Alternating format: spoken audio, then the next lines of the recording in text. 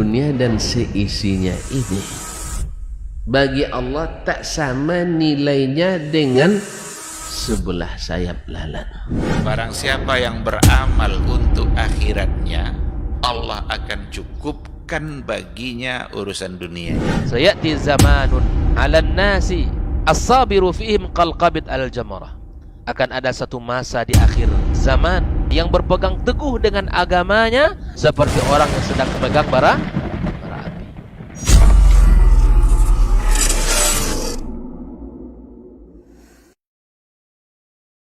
Assalamualaikum warahmatullahi wabarakatuh. Alhamdulillahirabbil alamin wassalatu wassalamu ala asyrafil anbiya'i wal mursalin wa ala alihi wa ashabihi ajmain amma ba'd.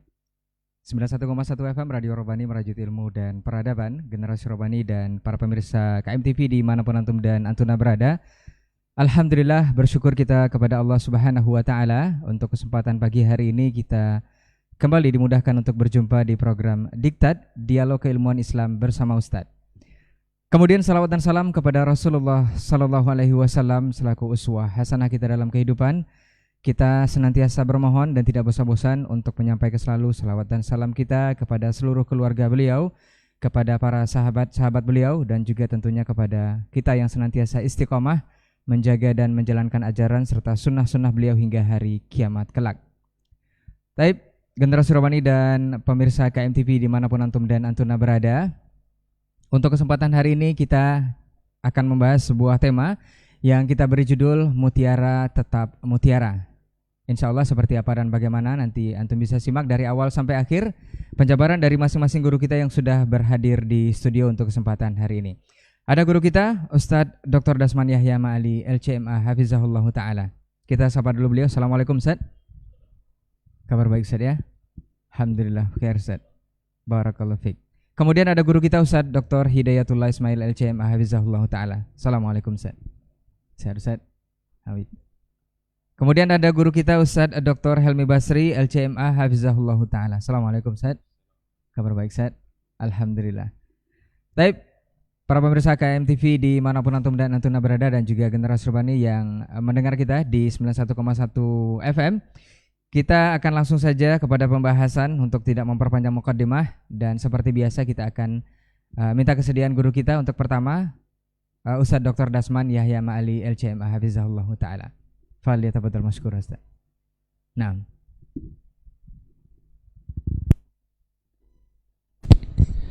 Bismillah. Assalamualaikum warahmatullahi wabarakatuh.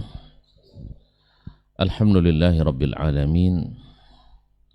Wabihi nasta'in ala umurid dunya waddin. Ashhadu an la ilaha illallah wahdahu la syarika lah waliyus salihin wa ashhadu anna Muhammadan abduhu wa rasuluh imamul anbiya'i wal mursalin wa qaidil ghurril mayamin sallallahu alaihi wa ala alihi tayyibin wa azwajihi tahirati ummahatil mu'minin wa ashabihi al-qadatil ghurril mayamin wattabi'ina lahum bi ihsanin ila yaumin yamtazu fi ashabus shimali an ashabil yamin. Amma ba'du, fa ussi nafsi wa iyyakum ayyuhal muslimun wa iyyakunna ayyatuhal muslimat bi taqwallahi azza wa jalla rabbil ardi was samawat fa innahu qad fazal muttaqun.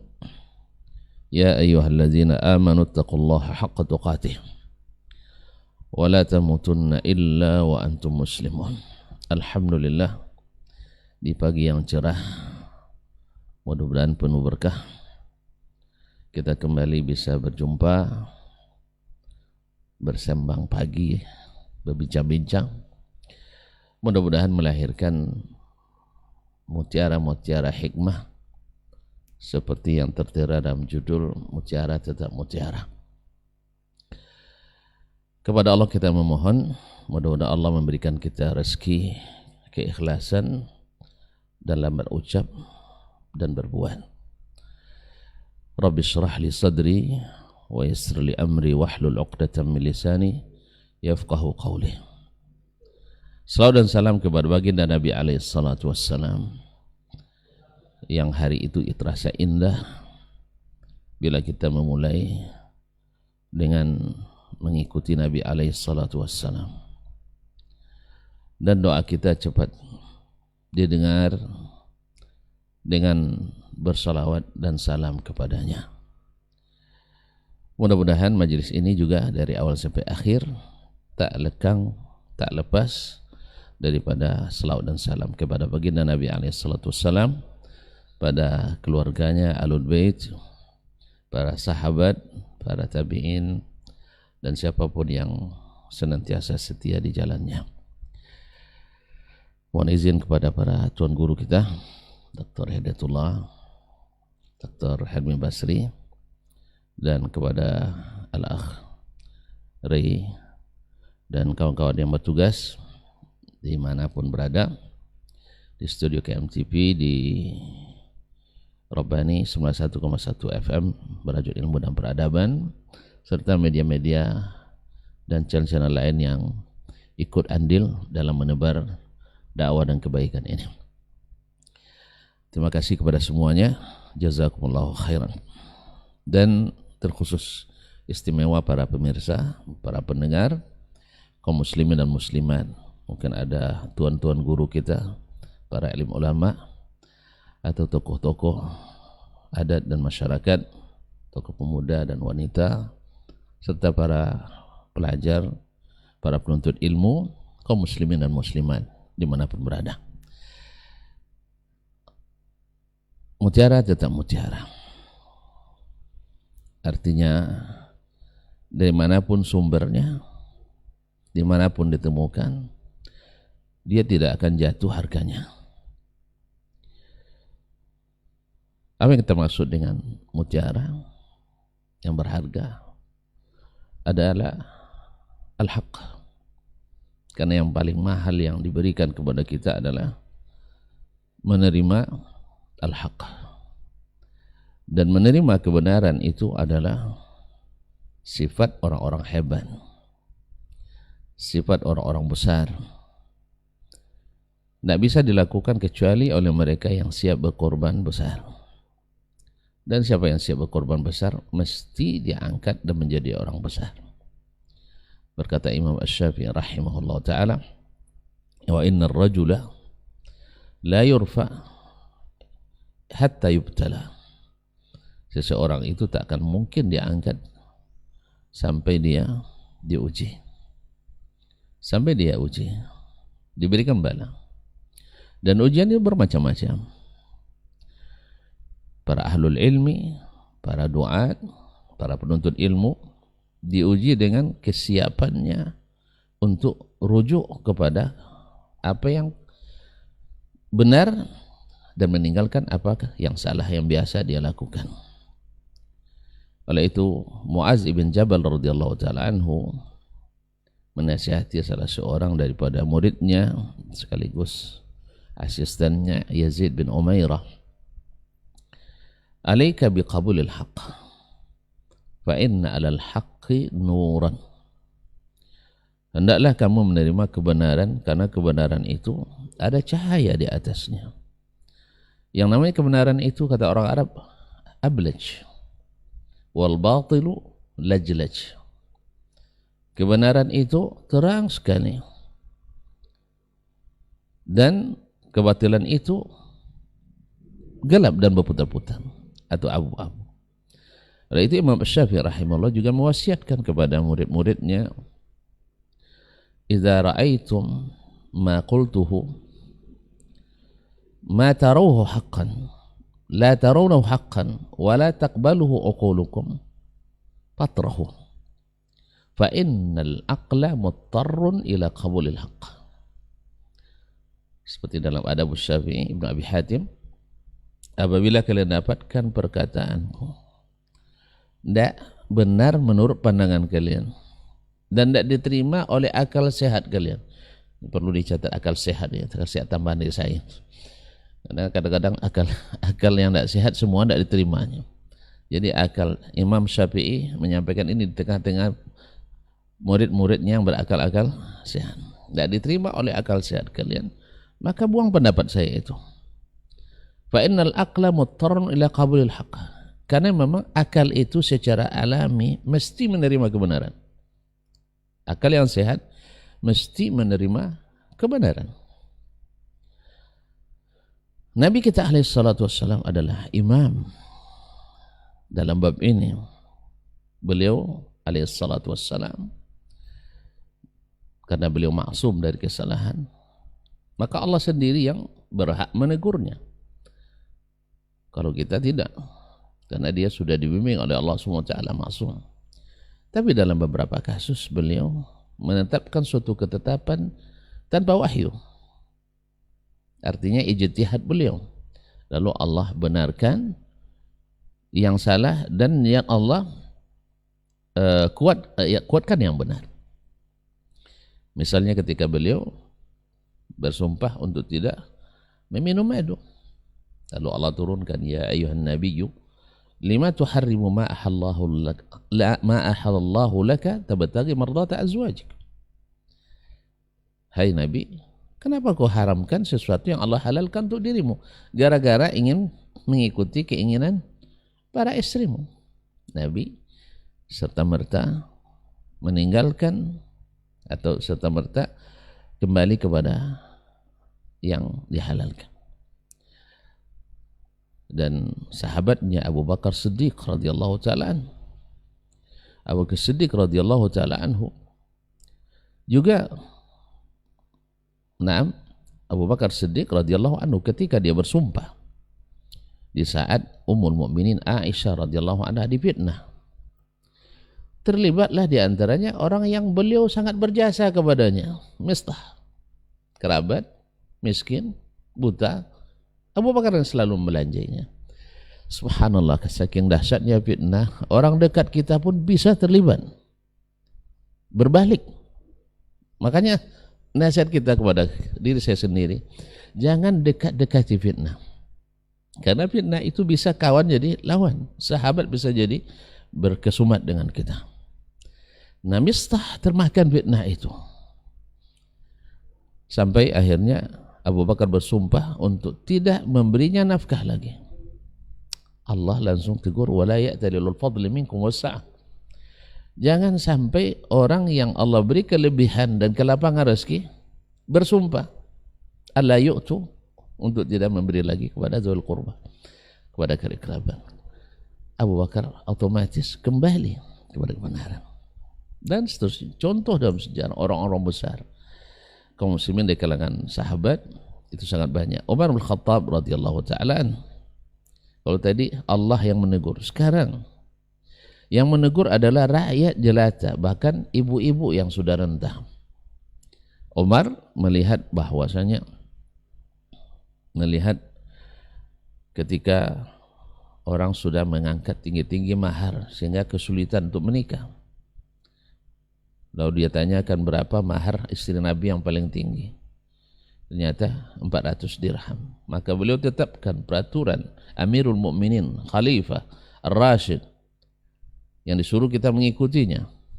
Dia tetapkan tidak boleh orang membayar atau menetapkan mahar lebih dari 400 dirham.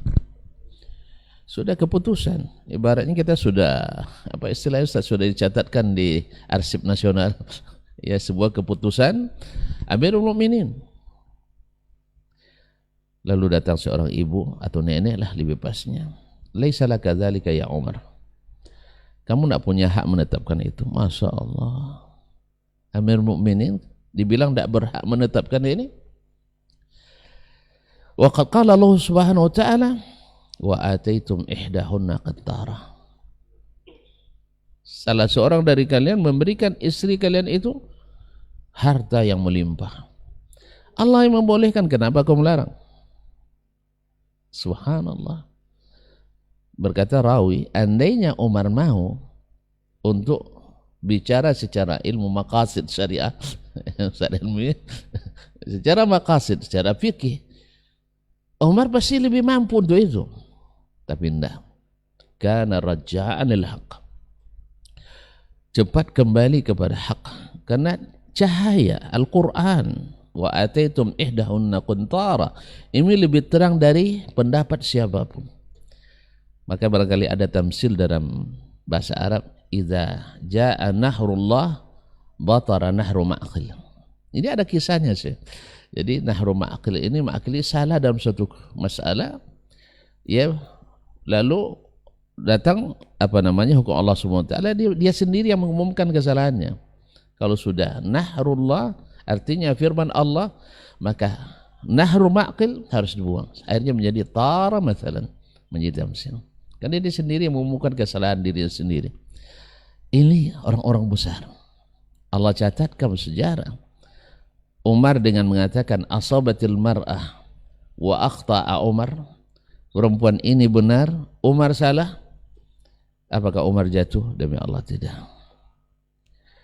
Ma'asyiral kiram yang rahmati Allah SWT, berapa banyak kebenaran yang datang kepada kita yang jelas-jelas seperti kata Mu'adz bin Jabal, alal haqqi nur, di atasnya ada cahaya Al-Quran dan Sunnah seterang-terangnya. Nah, di sini nanti akan terlihat mana yang mutiara, karena mutiara itu di apapun tetap mutiara, emas tetap emas. Diceritakan oleh Abu Bakar Ibn Al-Arabi dalam Ahkamul Quran, bahwa Ibn Marzuq Al-Qayrawani datang ke Mesir, masuk ke Jami' Al-Fustat, Jami' Amr bin Al-As.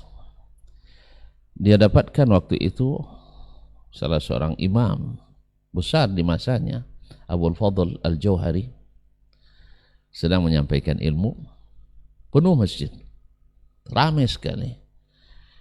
Dia orang baru, tidak dikenali di situ, baru belajar untuk ilmu, baru belajar, baru datang ke Mesir.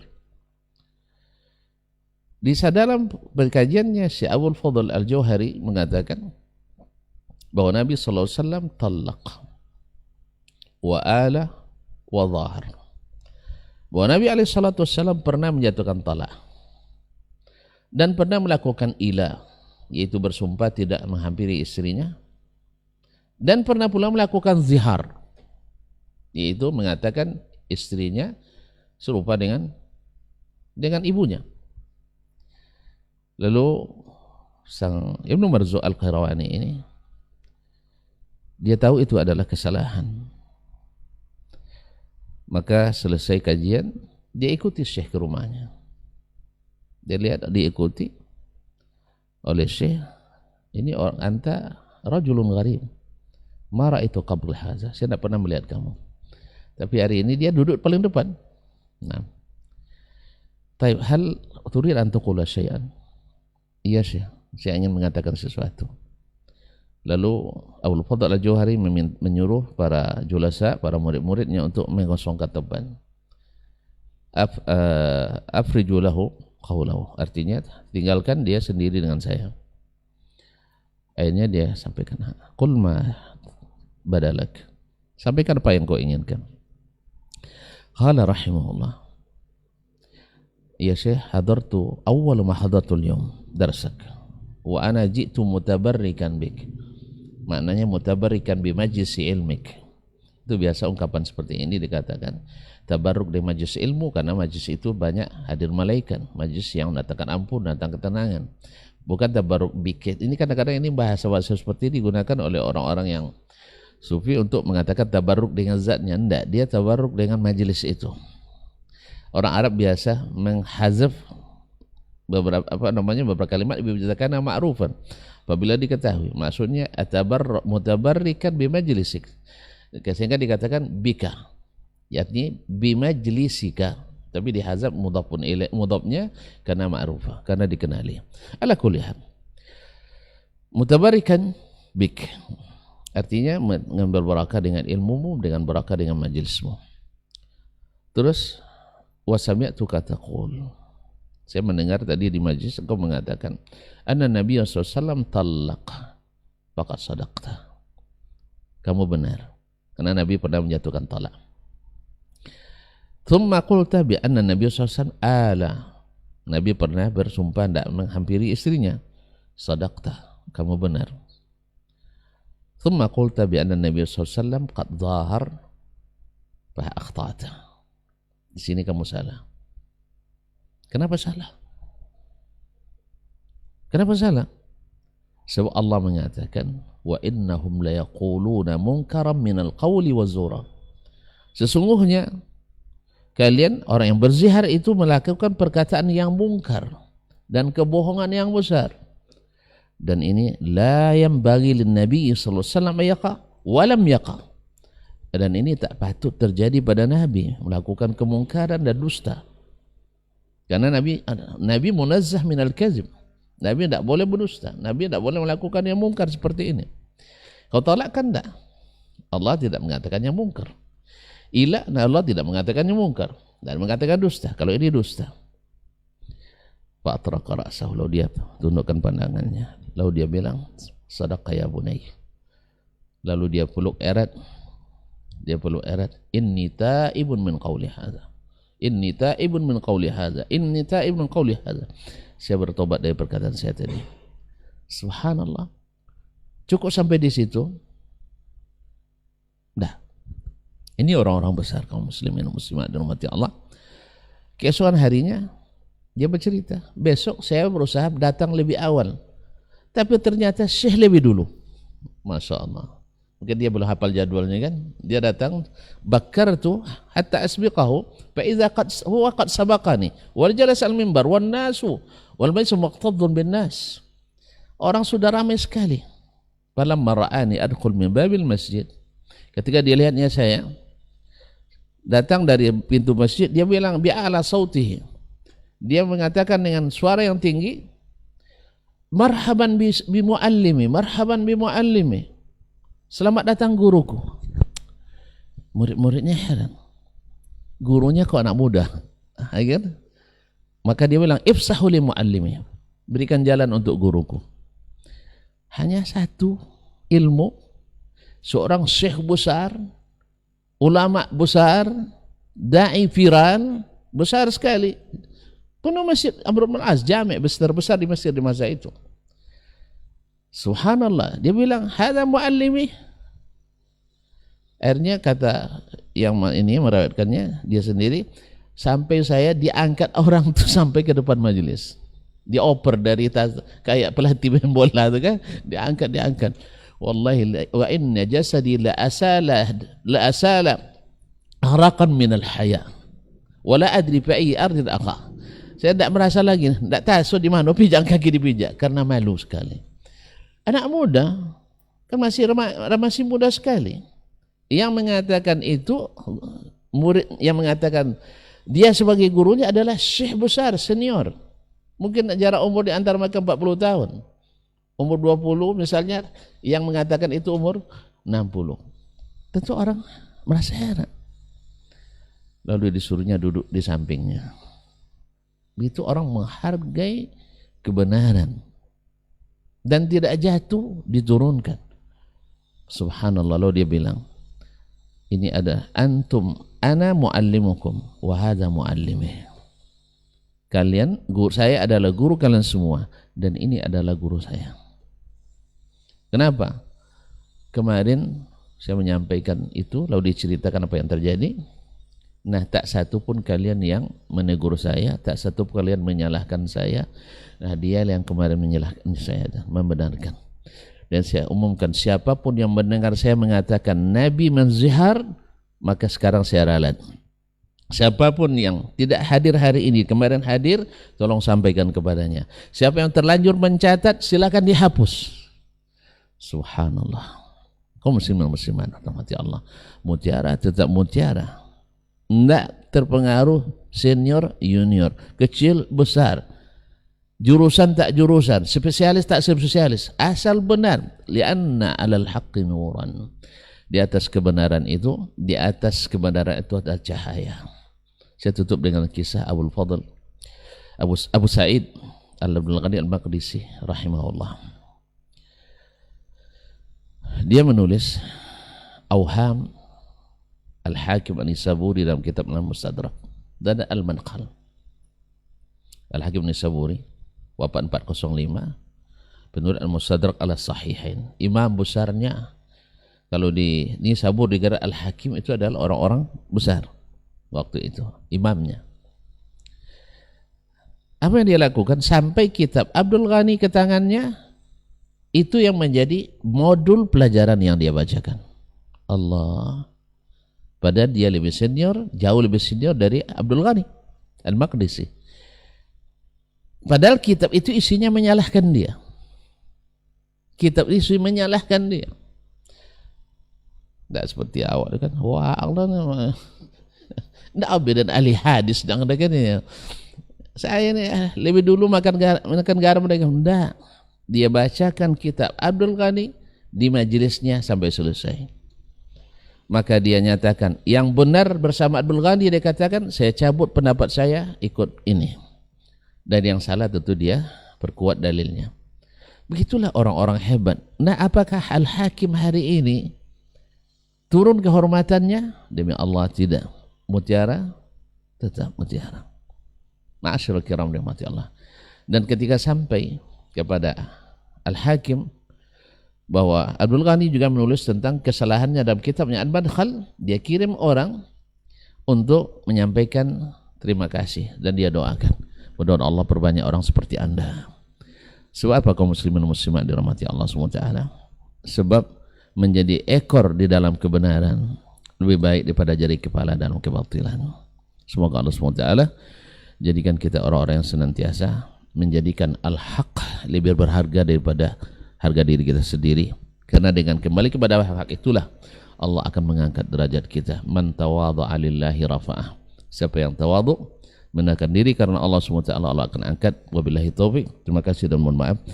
Masyayikh akan mengembangkan insyaallah. Wassalamualaikum warahmatullahi wabarakatuh. Waalaikumsalam warahmatullahi wabarakatuh. Taib, barakallahu fiik, jazakallahu khairan Ustaz untuk pendahuluannya. Kita akan lanjutkan mendengarkan dari guru kita Ustaz Dr. Hidayatullah Ismail LCM hafizahullah taala. Falyatafadhal mashkur Ustaz. Nah. Bismillah. Assalamualaikum warahmatullahi wabarakatuh. Alhamdulillahirabbil alamin. Wassalatu wassalamu ala asyrafil mursalin nabiyyina wa habibina Muhammadin wa ala alihi wa ashabihi ajma'in. Asyhadu an la ilaha illallah wahdahu la syarika lah. Wa asyhadu anna Muhammadan abduhu wa rasuluh sallallahu alaihi wa ala alihi wa ashabihi wa man sara ala nahji wastana bi sunnati ila yaumiddin. Amma ba'd, para guru dan para masyayikh yang kita muliakan, guru kita Dr. Dasman dan guru kita Dr. Almi Basri, semoga Allah Subhanahu wa taala selalu menjaga kedua guru kita.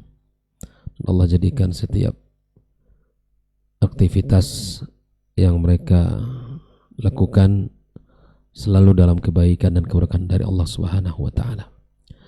Seluruh ikhwah yang hadir dalam kajian kita pagi ini dan saudara-saudari kaum muslim dan muslimat dimanapun berada, rahimani wa rahimakumullah.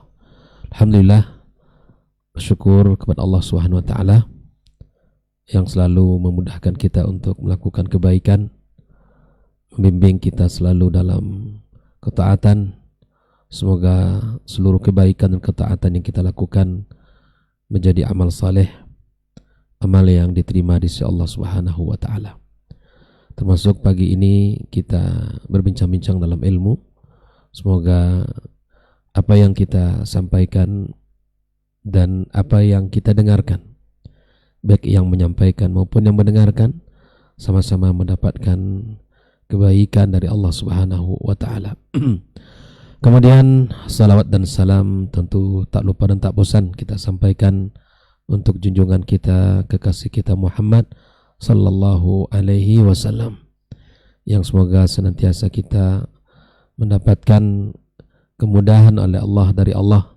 Ya, semoga senantiasa kita dimudahkan oleh Allah untuk bisa meniru dan mencontohnya, karena dialah guru terbaik yang ada di muka bumi, manusia yang terbaik yang patut untuk kita jadikan teladan kita.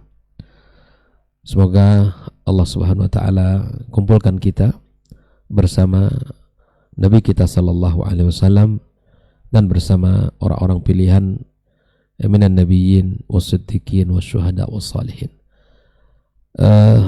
Pagi ini kita berbincang tentang satu tema yang Masya Allah, kata bijak ya, mutiara tetap mutiara.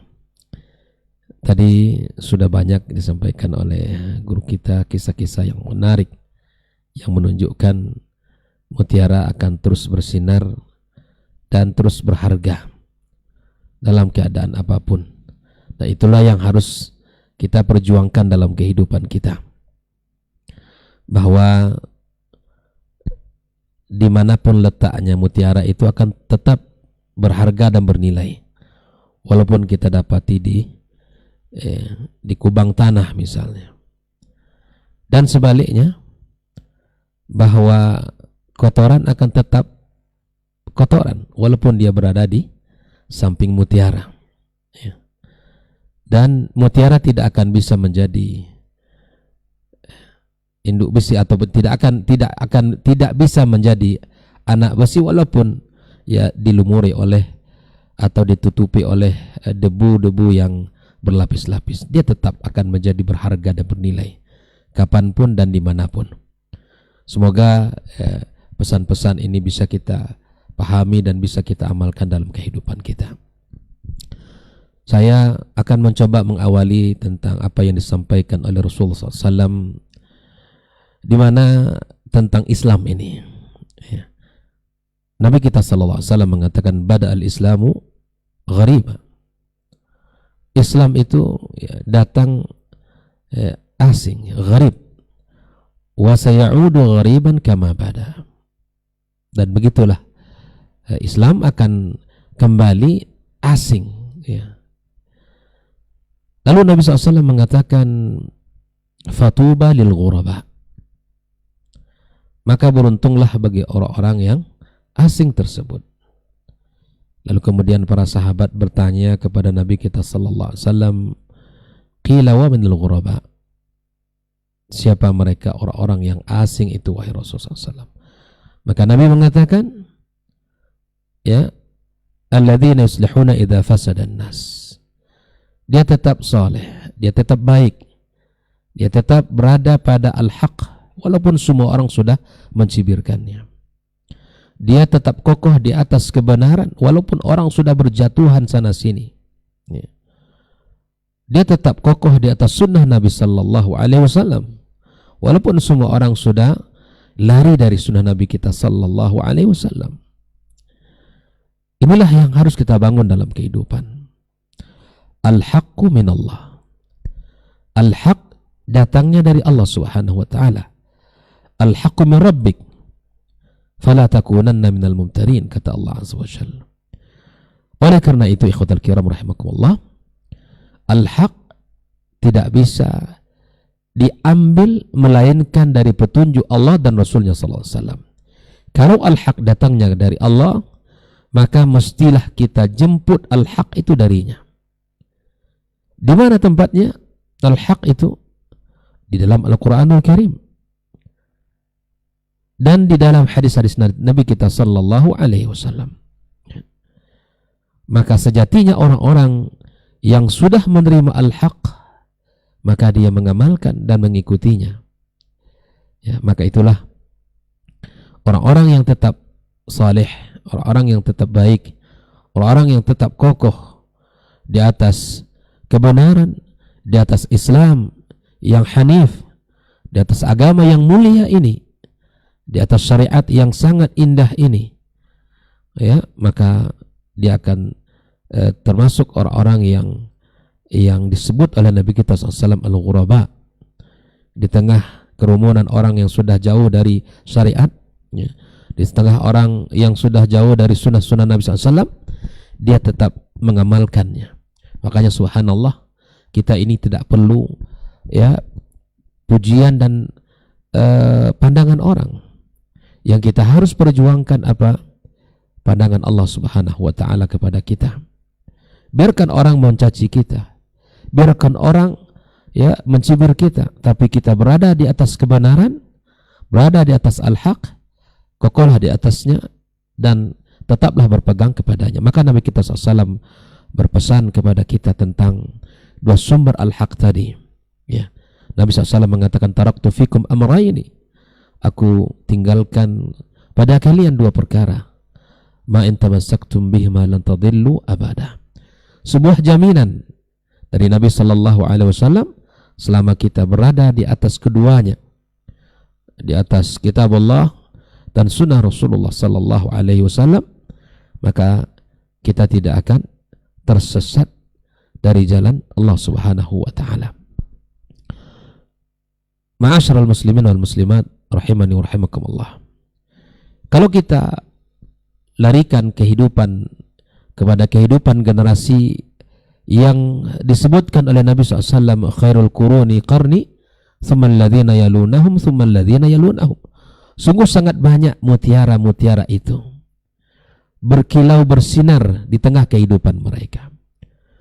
Ya, sangat banyak keteladanan yang bisa kita ambil dari perjalanan para sahabat Nabi yang mulia. Dan diawali tentunya guru mereka Nabi kita sallallahu alaihi wasallam. Tetap dia bersabar di dalam berdakwah. Walaupun hujatan, walaupun cacian dan makian, terus ya menghantui beliau. Dalam keadaan ya apapun, dalam keadaan ya beliau mendakwahkan, dia tetap dihujat. Dalam keadaan dia beribadah kepada Rabbnya, tidak menyakiti, tidak mendakwahkan apapun kepada orang, dia tetap dihujat. Ya subhanallah. Kisah yang sangat menarik yang selalu kita ulang.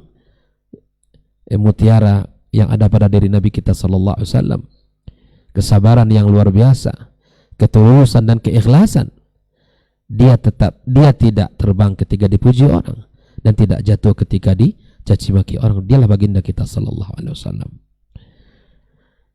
Ketika menyampaikan dakwah ke negeri Taif, kisah yang masyhur yang sering kita ulang agar kita terus mengambil mutiara itu dari kehidupan baginda kita sallallahu alaihi wasallam. Maka dia tetap bersabar, dia tetap kokoh, dia tetap berada di atas risalah yang diperintahkan oleh Allah Subhanahu wa taala. Walaupun dia dilempari, walaupun dia dikejar ya, dicaci maki sampai ya luka, dan bahkan ada malaikat yang menawarkan kepadanya ya agar apa yang diinginkan dia lakukan, apa yang diminta oleh Nabi SAW dia akan kerjakan. Tapi Nabi SAW tetap ya meminta kepada Allah Azza wa Jalla agar lahir dari anak-anak keturunan mereka itu adalah orang-orang yang tulus dan ikhlas beribadah kepada Allah dan tidak mensyirikkan Allah Subhanahu wa taala dengan satu apapun. Inilah mutiara. Kalaulah Nabi kita sallallahu alaihi wasallam ingin, ya sudahlah gitu ya, hancurkan saja mereka ini, orang-orang yang pembangkang, orang-orang yang tidak mau menerima al-haq, sudah selesaikan ya Rabb, akan selesai semuanya. Tapi dia bukan seperti itu. Nabi kita sallallahu alaihi wasallam, dia mulia bukan menjatuhkan orang lain. Nabi kita tetap teguh, dia mulia, kemuliaan Nabi tidak dengan menjatuhkan orang ya. Tapi kemuliaan Nabi kita SAW tetap dengan menjalankan al-haq yang datang dari Allah Subhanahu wa taala. Kisah yang sangat banyak dalam kehidupan para sahabat Nabi yang mulia sallallahu alaihi wasallam ya. Kepada sahabat-sahabat Nabi, misalnya seperti apa yang kita dapatkan dari kisah Ammar bin Yasir, di mana kesabaran yang luar biasa. Dia memilih al-haq yang disampaikan oleh Nabi SAW walaupun nyawa harus melayang. Ya. Sebagaimana juga terdapat pada kisah Bilal bin Rabah, dia tetap milih untuk bersabar, mengatakan ahadun ahad, walaupun badannya luka, walaupun fisiknya tersiksa. Dia tahu siksaan di dunia hanya sementara saja, tapi dia akan menuai dan akan mendapatkan pahala yang tinggi dan balasan yang tiada batas di sisi Allah di hari kiamat kelak. Itu surga Allah Azza wa Jalla. Mutiara tetap mutiara. Dia tidak akan berubah dalam kondisi apapun. Dia tetap akan berkilau dalam kondisi dan keadaan apapun. Bersinar dan berharga. Seperti mana mutiara misalnya dalam kisahnya Bilal ini, Maka kita dapatkan walaupun beliau bukanlah orang yang terpandang, walaupun dia bukan lahir dari keluarga yang terhormat, seorang budak, tapi dia beriman kepada Allah, bernilai. Ya kan? Dan banyak kisah-kisah sahabat. Tapi mereka orang-orang yang tidak menerima kebenaran. Abu Lahab, Abu Jahal, orang terpandang di dalam komunitas mereka, orang yang kaya dan orang yang berstatus tinggi dalam kehidupan masyarakat, tapi tidak ada nilainya di sisi Allah Subhanahu wa ta'ala. Maka itu ikhwatal kiram rahimakumullah, hal-hal yang seperti ini patut untuk kita contoh dalam kehidupan mereka.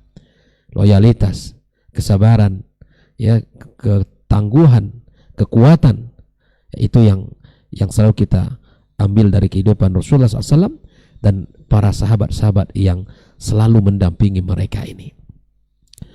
Ma'asyiral muslimin wal muslimat rahimani wa rahimakumullah. Maka agar kita bisa tetap kokoh dan kuat di atas jalan agama yang mulia ini, maka kita selalulah untuk meningkatkan ketakwaan kita kepada Allah Azza wa Jalla dan keimanan kita kepadanya. Karena Allah Subhanahu wa ta'ala mengatakan, wa may yu'min billahi yahdi qalbah. Orang siapa yang beriman kepada Allah, Allah berikan petunjuk di dalam hatinya. Allah berikan petunjuk ke dalam hatinya. Maka itu ya petunjuk, ya itu kita minta kepada Allah Azza wa Jalla, dan sumbernya adalah Allah Tabaraka wa Ta'ala. Dan Allah berikan kepada hatinya ya keimanan, kekokohan, karena hati adalah sumber kebaikan. Hati, kata Nabi Sallallahu Alaihi Wasallam, ya disebutkan bahwa dia sangat berfungsi dalam keseharian kita, dalam kehidupan seorang hamba. Ala inna fil jasadi mudghah. Ya, dalam jasad kita ada segumpal darah, ya ada segumpal daging. Idza salaha jasadu kullu. Kalau dia baik maka baik, anggota tubuh kita semuanya baik. Hari itu indah, semuanya baik. Ya. Wa idza fasada jasadu kullu. Kalau dia rusak semuanya, maka hati perlu kita perhatikan, karena dia sumber kebaikan. Makanya orang-orang kafir, ketika Allah Subhanahu wa ta'ala, innal ladzina kafaru sawa'un alaihim a'anzartahum an lam tunzirhum la yu'minun. Apa sebabnya? Kenapa mereka tidak bisa mengambil manfaat dari apa yang disampaikan oleh Nabi Muhammad SAW? Kenapa? Karena hati yang menjadi sumber kebaikan sudah tertutup. Khatamallahu ala qulubihim wa ala sam'ihim wa ala absarihim ghishawah. Maka itu ikhwatul kiram rahimakumullah, agar mutiara ini tetap terjaga dalam hati kita, agar al-haq menjadi selalu yang kita cintai, agar hak selalu menjadi pilihan kita, maka mintalah kepada Allah Subhanahu wa ta'ala dengan selalu meningkatkan keimanan kita kepadanya, menjaga hari-hari kita, ya, menjaga kebaikan-kebaikan kita dengan selalu duduk bersama orang-orang soleh, berteman dengan orang-orang baik, yang apabila kita melihat dia, maka kemudian kita ya teringat dengan kebaikan-kebaikan. Apabila duduk dengan dia, diri kita semangat untuk menjalankan kebenaran-kebenaran. Dan begitulah juga para sahabat Nabi yang mulia. Ketika mereka bersama Nabi SAW, mereka sendiri yang mengatakan, kalau kami duduk bersama wahai Rasul, kami ingat akan akhirat. Maka kita ini tak boleh jauh-jauh dari orang-orang baik. Kita ini tak boleh jauh dari orang-orang yang beriman kepada Allah Subhanahu wa ta'ala.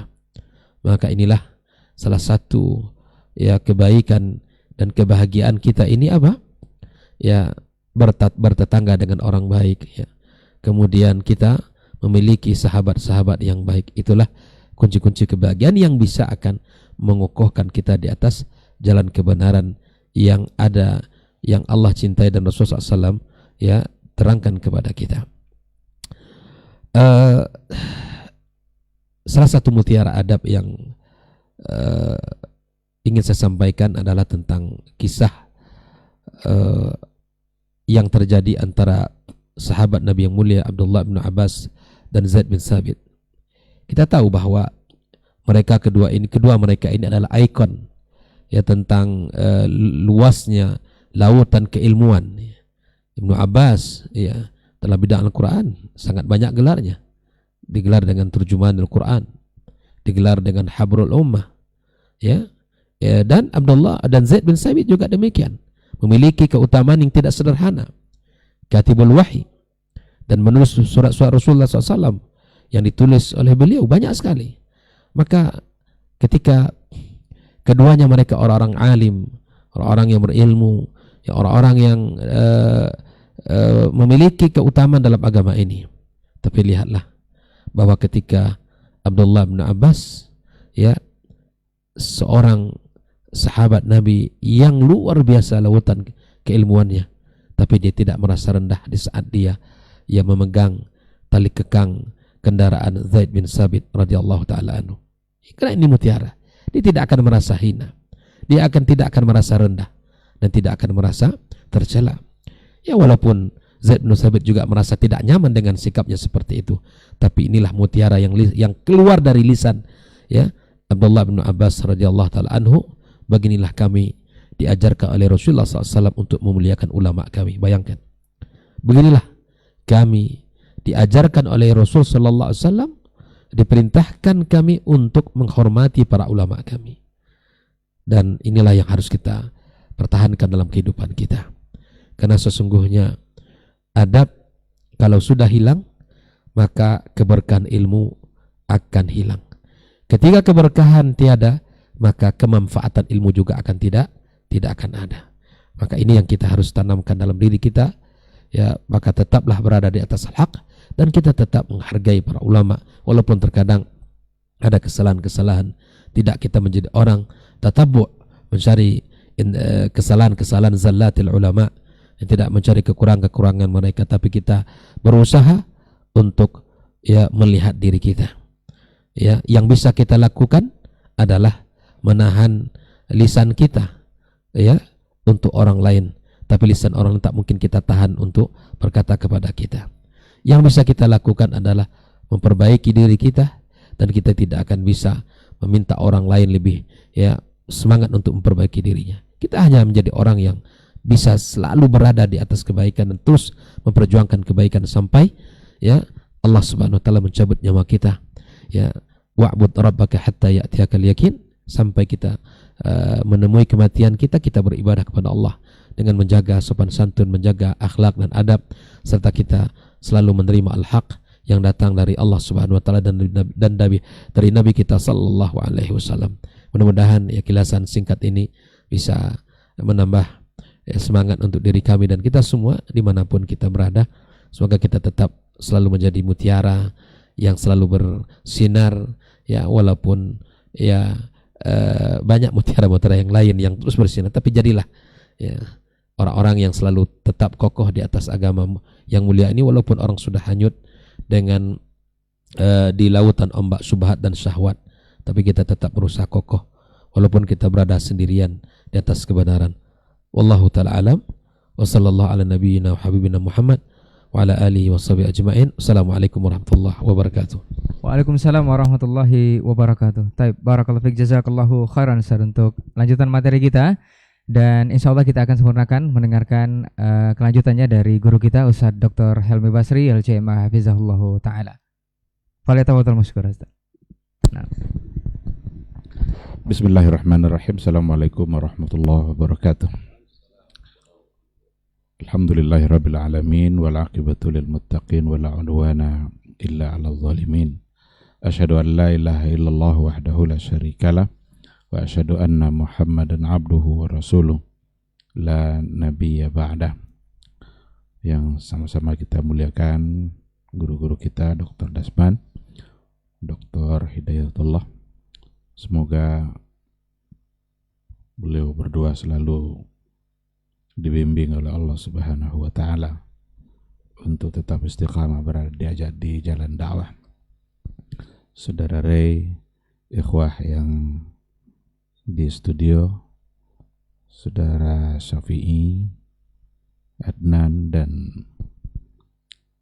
para pendengar dan para pemirsa dimanapun berada, semoga kita semua selalu diberikan kemudahan oleh Allah Subhanahu wa taala untuk menambah amal saleh. pantas kita untuk bersyukur kepada Allah Subhanahu wa taala. Pada pagi ini atas karunia Allah Subhanahu wa taala kita bisa kembali berada dalam sebuah acara kegiatan dialog yang memperbincangkan persoalan agama. Tentu saja kita berharap ini sebagai kebaikan yang bisa menambah panjangnya catatan amal soleh kita, yang kita berharap nanti kalau seandainya sudah ditimbang di hadapan Allah, maka kita berharap timbangan kebaikan kita itu bisa mengalahkan timbangan keburukan. Sama-sama kita juga harus berselawat dan salam untuk Nabi kita yang mulia Rasulullah sallallahu alaihi wasallam. Allahumma shalli ala Muhammad wa ala ali Muhammad. Mudah-mudahan kita setia berada di atas sunnahnya. Mudah-mudahan kita tetap taat dan istiqamah, tegar berada di atas jalan yang telah beliau gariskan. Barangkali akan banyak tantangan-tantangannya, ada hambatan-hambatannya, tapi dengan cinta kita kepada beliau, mudah-mudahan tantangan itu begitu mudah untuk dilalui. Kita berharap mudah-mudahan di hari mahsyar kita bisa mendapatkan syafaat dari beliau, yang tentu saja atas izin dari Allah Subhanahu wa ta'ala. Ikhwati fillah, para pendengar, para pemirsa dimanapun berada, tema yang kita angkat pada pagi hari ini adalah mutiara, tetaplah mutiara.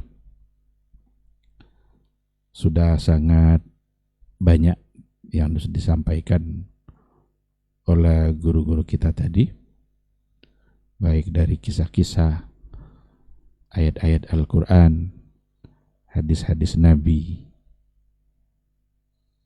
yang dari situ kita tahu apa yang kita maksud dengan mutiara itu. Kalau mutiara itu adalah sesuatu yang bersinar, sesuatu yang berkilau, bercahaya, dan tidak bisa ditutupi cahayanya. Sinarnya itu tidak bisa dibuang, diletakkan dimanapun dia tetap akan menjadi mutiara. Andaikan dia lama terkubur di dalam lumpur, tapi ketika diangkat kembali maka dia akan seperti semula. Nggak bisa dihambat, nggak bisa dihalangi. Dan semua kita tahu juga bahwa mutiara yang kita maksud di sini adalah al-haq, adalah kebenaran, yang memang kebenaran itu adalah sebagai cahaya. Maka itulah sebabnya salah satu dari nama Al-Quran adalah Nur, karena dia adalah cahaya. Ketika Rasulullah Sallallahu Alaihi Wasallam mendapatkan wahyu pertama di Gua Hira, sampai pada akhirnya bukit itu diberi nama dengan Jabal Nur. Padahal sebelumnya namanya bukan Jabal Nur, bukit saja Gua Hira. Kenapa disebut dengan Jabal Nur? Karena disitulah cahaya itu bermula. Disitulah awal dari datangnya cahaya. Disitulah awal mutiara itu. Nah, oleh karena itu kebenaran itu bagaikan mutiara karena dia datang dari Allah. Apa saja jika datang dari Allah, yang memang Allah inginkan itu bermanfaat bagi manusia, maka dia pasti akan tetap bertahan dan tak akan ada satupun orang yang bisa menghalanginya. Itu air Zam-Zam itu berapa puluh tahun, bahkan ratusan tahun terkubur, hilang, tapi pada akhirnya ditemukan kembali oleh Abdul Muthalib saja. Ditemukan kembali oleh Abdul Muthalib, digali kembali, Dan ternyata air Zam-Zam itu tidak berubah sama sekali. Padahal dia sudah terkubur, ditutup. Karena perseteruan kabilah pada masa sebelumnya, jauh pada masa sebelumnya. Pada akhirnya dia ditemukan kembali dan tidak ada perubahan sama sekali. Karena dia datang dari Allah Subhanahu wa ta'ala. Yang memang Allah inginkan itu bermanfaat bagi semua orang pada masa-masa berikutnya. Begitulah yang namanya sesuatu yang datang dari Allah. Dan kebenaran itu memang datangnya dari Allah. Tadi sudah diulang-ulang ayatnya.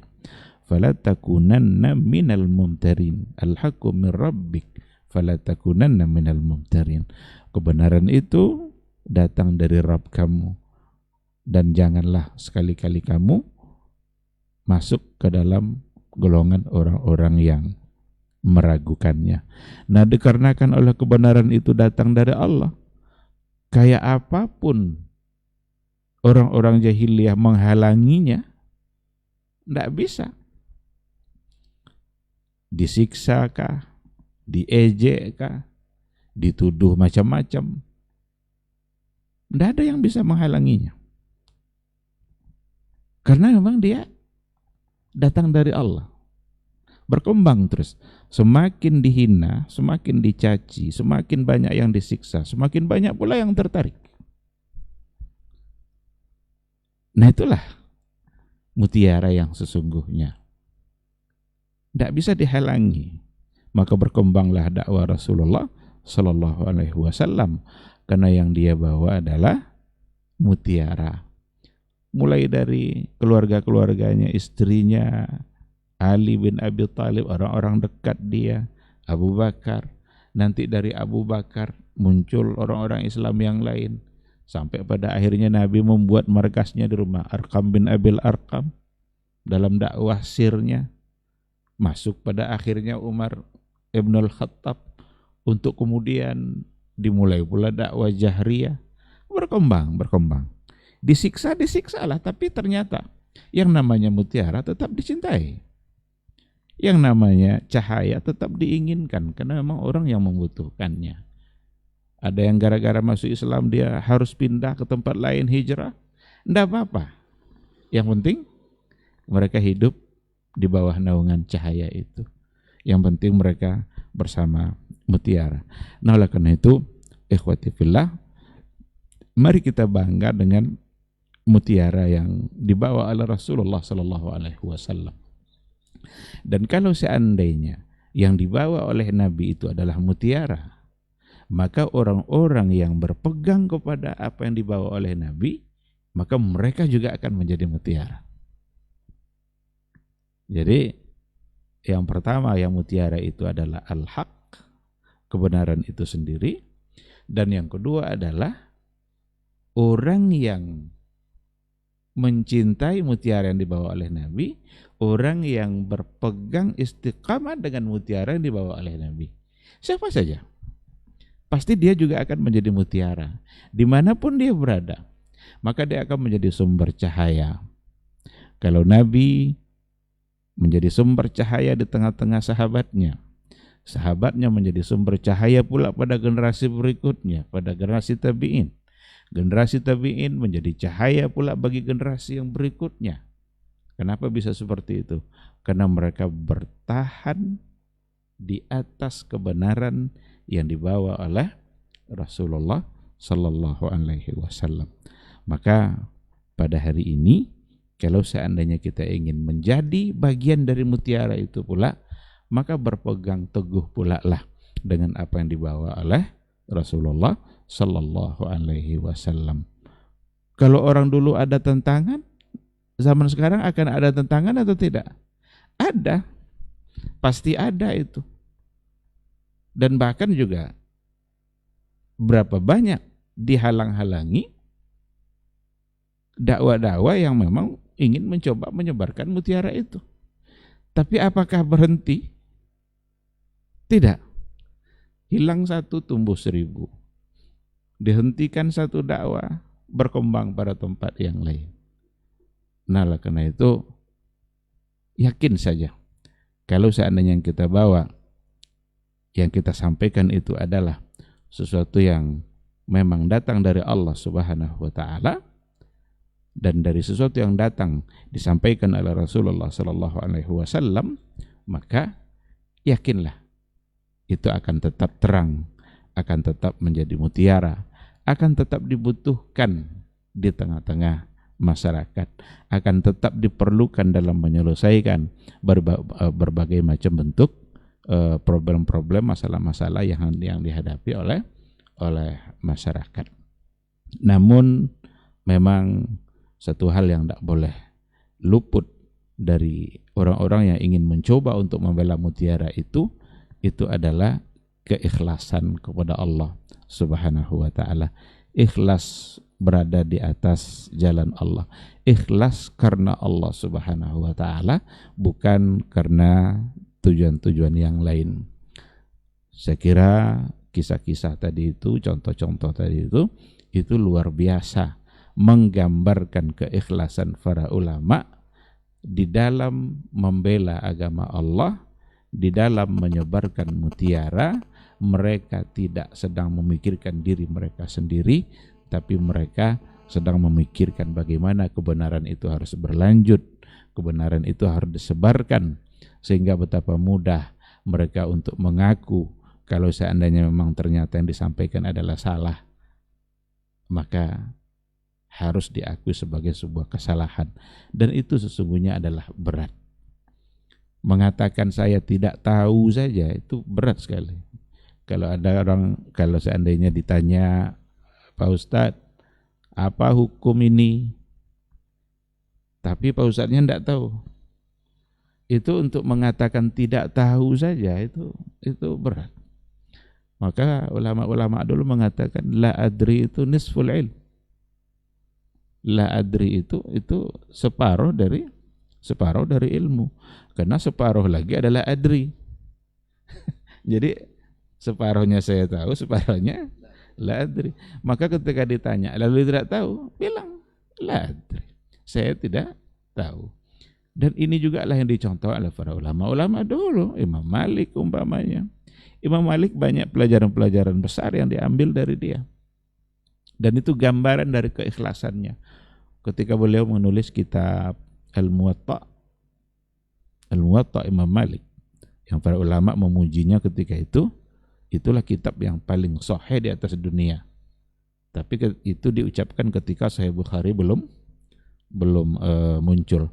Jadi diucapkan kata-kata itu oleh ulama karena memang itulah yang dianggap paling sahih. Sampai Khalifah Abu Ja'far Al-Mansur ingin menjadikan kitab itu sebagai dustur dalam bernegara, tapi Imam Malik tidak mau. Datanglah orang yang menyampaikan kepada Imam Malik, ya Imam, banyak pula ulama-ulama yang lain nulis Muwatta juga. Jadi Imam Malik menulis kitab Al-Muwatta, ada pula orang-orang lain yang menulis kitabnya juga Al-Muwatta. Disampaikan kepada Imam Malik. Singkat saja Imam Malik menjawab, tidak apa-apa, biarlah mereka menulis. Makana lillahi fahuwa baqin. Sesuatu yang memang kalau dibuat karena Allah, maka dia pasti akan bertahan lama. Ternyata yang ada hari ini hanya Muwatta'nya Imam Malik. Yang banyak-banyak kemarin mana? Apakah sekedar untuk menandingi? Apakah sekedar untuk biar viral pula karena menandingi ulama besar? Kadang-kadang orang kalau mau viral lawan orang besar. cepat dia naiknya tuh, cepat dia viralnya. Kalau itu tujuannya viral, jatuh mati langsung. Karena jatuh di atas batu pecah. Tapi kalau karena Allah, inilah ungkapan Imam Malik, maka lillahi fahuwa baqin. Jangan hiraukan yang mereka lakukan, kita yang harus ikhlas untuk berbuat. Jika memang karena Allah, dia akan bertahan lama. Ini saya kira satu hal yang luar biasa yang datang pelajarannya dari seorang ulama besar yang bernama Imam Malik. Beliau juga pernah didatangi oleh pemuda yang dari jauh membawa puluhan masalah, bahkan sampai 40 masalah, dengan harapan tentu saja untuk mendapatkan jawaban. Karena yang didatangi ini adalah ulama besar. Tentu harapannya adalah mendapatkan itu. Nah ternyata dijawab hanya beberapa soal, beberapa masalah saja, 4 atau 7.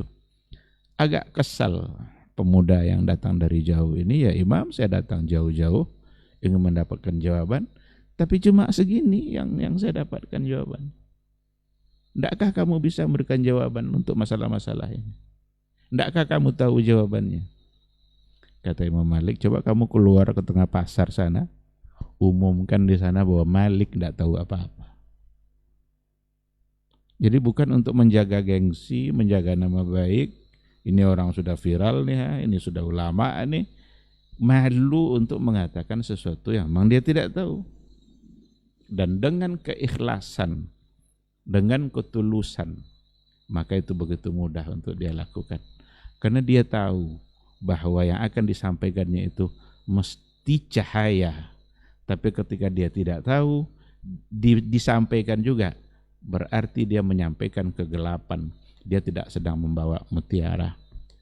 Tapi ketika yang dibawanya adalah mutiara, dan ketika dia yakin dengan jawabannya, ini ayatnya, ini hadisnya, ini para ulama yang memberikan penjelasan tentang ayat dan hadisnya itu, dia yakin bahwa yang dia sampaikannya adalah mutiara, adalah cahaya. Nah, karena itu ikhwati fillah, ini yang harus ada pada kita kalau kita ingin menjadi juga mutiara.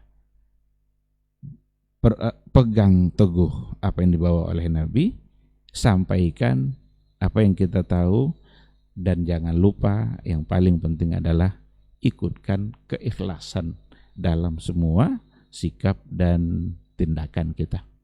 Kalau sudah kita berbuat karena Allah, maka insya Allah itulah yang akan dapat membantu kita dalam jalan dakwah kita, dalam jalan kehidupan kita, agar kita tidak tergiur oleh persoalan-persoalan, oleh hal-hal yang kadang-kadang membuat mata menjadi silau, hilang kebenaran gara-gara dunia.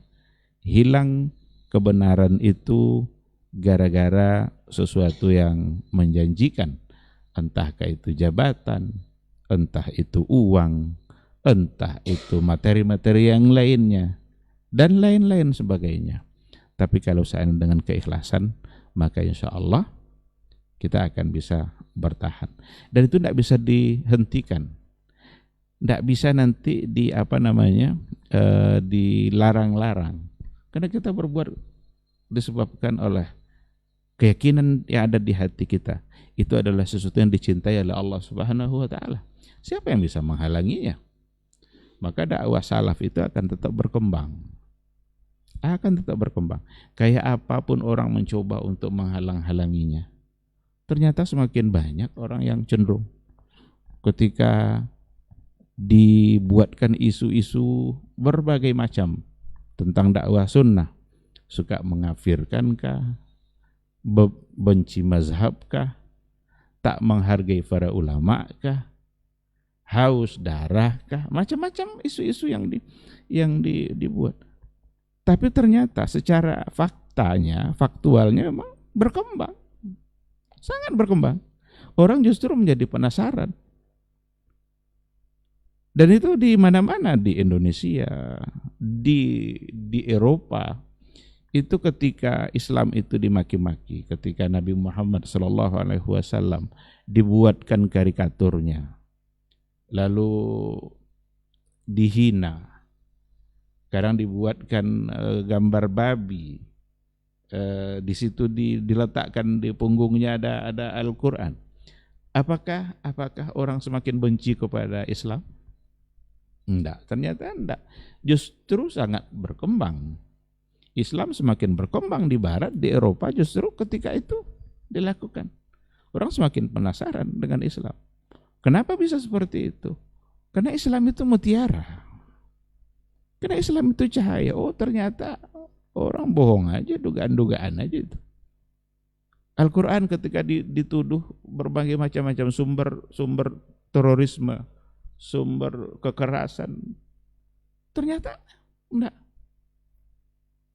Ketika diteliti secara baik, itu ada ilmuwan dari Jerman itu mengakui kebenaran Al-Quran itu hanya karena persoalan waris. Dibacanya ayat waris itu hanya beberapa lembar saja. Apa katanya? Negara Jerman membuat aturan negara dalam harta berjilid-jilid. Sementara tidak selesai masalah harta diatur. Nah, Al-Quran hanya datang dengan beberapa lembar saja, selesai semua. Ya, jadi akhirnya justru malah semakin dia cintai. Ada juga orang Amerika atau orang mana itu ketika dia sampai ke Arab Saudi, entah ke Jeddah atau di mana, dia merasakan tidak ada dunia yang seaman itu. Keluar malam-malam begitu aman. Tidak ada rasa takut dengan perampok kah, dengan orang yang mabuk kah, dengan. Sementara kalau di negara dia antara orang mabuk dan orang mabuk lagi. Jadi melangkah ke sini orang mabuk, melangkah ke sana orang orang sakau, orang narkoba dan lain sebagainya.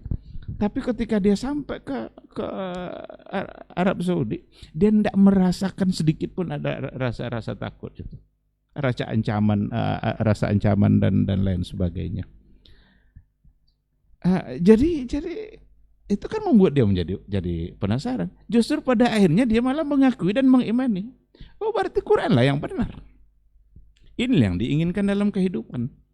Bukankah yang kita hidup ini kita ingin ada rasa tenang, ada rasa nyaman. At'amahum min ju' wa amanahum min khauf. Slogan PBB kan itu. Aman dari rasa takut, aman dari lapar. Ayat ini coba. Aman dari rasa takut, aman dari rasa lapar. Itu dalam Al-Quran. PBB hanya slogannya aja itu aman dari lapar. Mana orang aman dari lapar sampai sekarang? Orang justru di mana-mana orang banyak yang semakin kelaparan. Tapi dengan datangnya Islam, ketika dikatakan aman dari rasa takut, ini caranya, ini solusinya.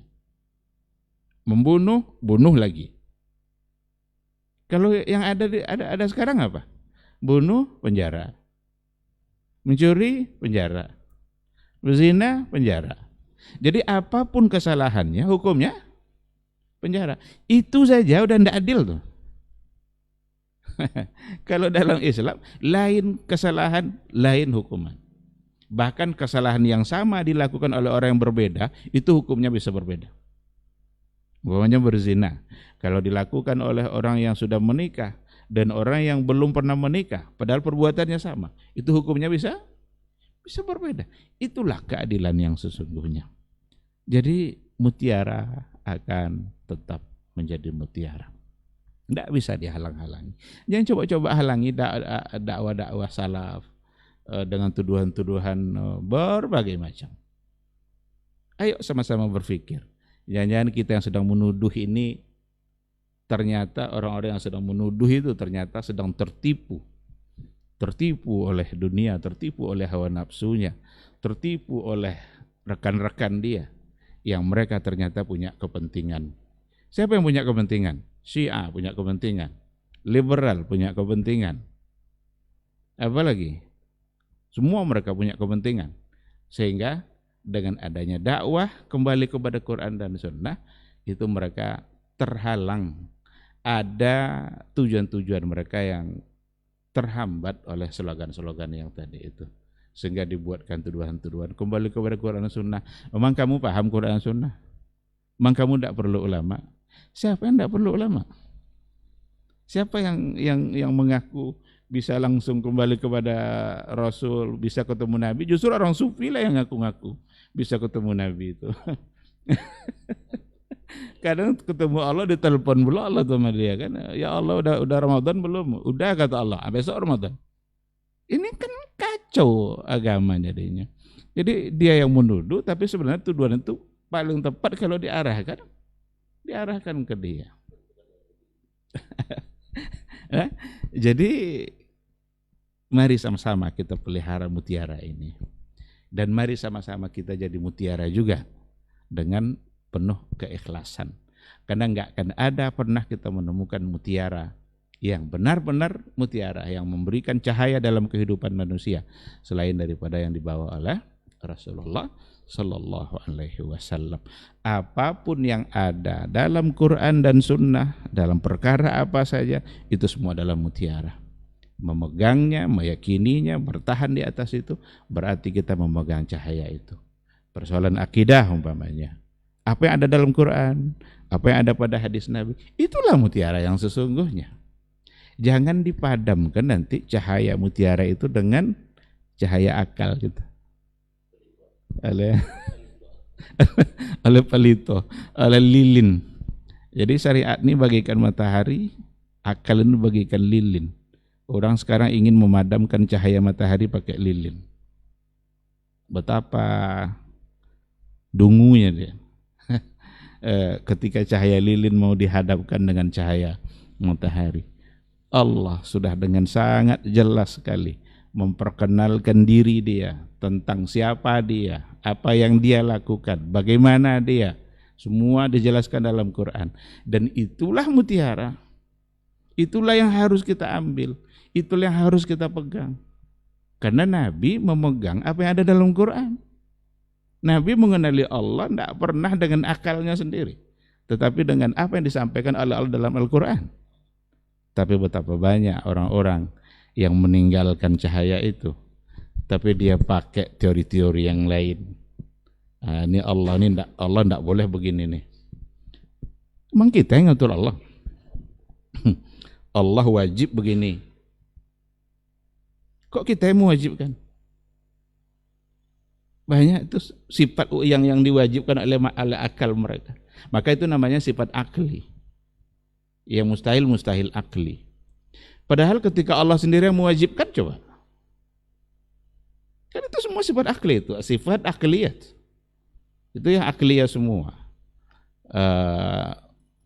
Yang wajibnya, yang mustahilnya, mustahil akli juga namanya itu. Hadza mustahilun aklan. Bukan syarat. Sementara kalau dalam Quran itu ada Allah yang mewajibkan. Kataba ala nafsih rahmah. Allah mewajibkan terhadap dirinya rahmat. Sekarang mana sifat yang wajib oleh Allah ini pada wajib akli tadi mana? Berarti tidak diterima akal. Inilah akibatnya. Kalau kita tinggalkan cahaya mutiara ini, kita pakai cahaya redup-redup yang dari akal. Kadang dari teori Plato pula, kadang dari Yunani pula, kadang teorinya diambil dari Imam Sokrates dan lain sebagainya. Jangan itu lakukan. Makanya inilah mutiara yang sesungguhnya. Begitulah Nabi mengajarkan sahabatnya. Kok kita tinggalkan mutiara ini? Kok kita tinggalkan apa yang diajarkan Nabi kepada sahabatnya? Oh, enggak begitu tuh. Dan lebih dungunya lagi, orang-orang meyakini keyakinan yang ditetapkan akalnya tadi. Mereka bilang, inilah akidah Nabi, inilah akidah sahabat. Padahal ketika diminta bukti, mana bukti kalau Nabi akidahnya seperti itu? Mana bukti kalau sahabat akidahnya seperti itu? Ar-Rahmanu 'alal 'arsy istawa. Coba cari satu saja, baik aqwalu sahabat atau hadis dari Nabi kalau istawa itu bukan istawa. Kok dirubah-rubah jadi istaula? Padahal yang pertama merubah itu Al-Qadhi Abdul Jabbar, petinggi Mu'tazilah.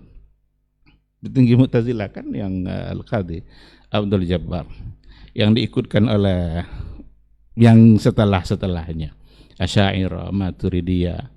Walaupun Asy'ariyah terbagi dua, ada yang takwil, ada yang tafwid.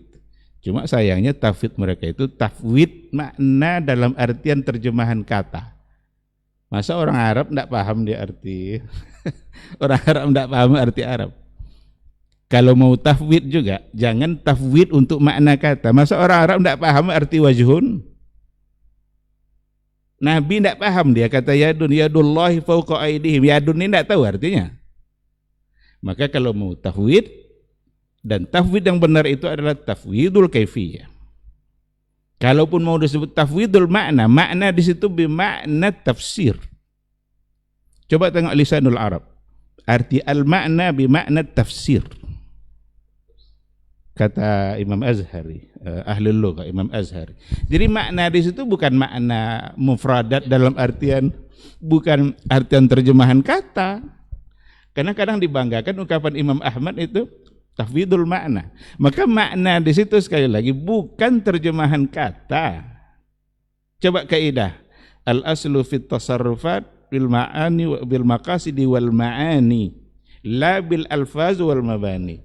Apa makna ma'ani di sini? Apakah makna mufradat kata? Kan enggak. Jadi ayo belajar lagi, belajar, sama-sama belajar kita. Ini jangan pula dituduh sebagai klaim kebenaran. Kan kalau ngomong ini emang Ustaz aja yang benar, ini lagi tuduhan. Pokoknya kalau seandainya kita sudah meninggalkan cahaya mutiara yang sesungguhnya, yang dari Quran, dari hadis, kita pasti akan menyimpang, pasti akan tersalah. Inilah cahaya yang sesungguhnya. Teruslah berada di bawah cahaya itu. Dan buang yang redup-redup yang lain itu tidak diperlukan. Kalau seandainya matahari sudah tenggelam di malam hari, pakailah lilin-lilin itu. Tapi ketika matahari terbit di pagi hari, jangan andalkan lilin untuk mendapatkan cahaya penerangan bagi kehidupan kita. Jadi, ikhwati fillah, mutiara tetaplah mutiara. Bagaimanapun orang ingin mencoba untuk memadamkan cahaya itu, tapi tidak akan pernah bisa. Dikuburkan pun mutiara itu, tapi ketika dia bangkit kembali, maka dia tetap akan bercahaya seperti semula. Ini mungkin yang bisa saya sampaikan pada kesempatan ini. Mari sama-sama kita berharap kepada Allah Subhanahu wa taala, semoga kita dimudahkan untuk berpegang kepada panduan yang itu sesungguhnya adalah cahaya mutiara, dan mudah-mudahan kita semua bisa menjadi mutiara dimanapun kita berada.